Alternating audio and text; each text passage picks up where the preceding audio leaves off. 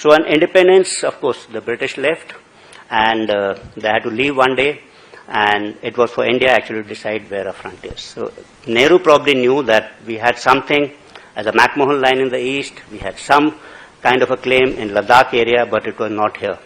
So that's why he wanted to go in for a Panchsheel agreement, probably.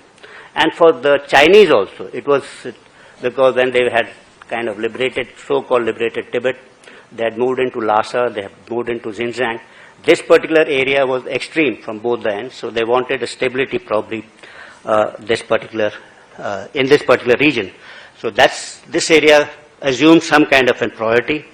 So independent India was keen to build good relationship with China, and once it gets independence in 1940, with China, once it was independent in 1949, it pursued neither its claims for enclaves and gave up the special privileges which had inherited from the British. I forgot to mention that British also, after the Young Husband expedition, because of this great game which was taking place, did inherit some privileges like keeping of armed escorts and trade agents, and in the middle sector they were at Ghatok.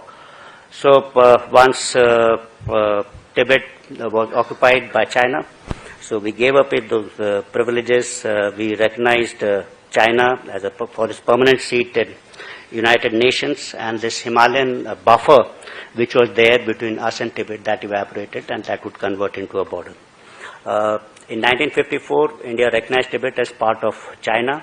Both countries signed the Panchsheel agreement. With this, India assumed that it has settled its border, the northern border, the only area which we assumed that was not settled, through a formal kind of a treaty. For India, the legitimacy of this border now rested on the Panchsheel agreement, which it thought had been demolited by identifying 6 passes through which trade would take place or pilgrims will go.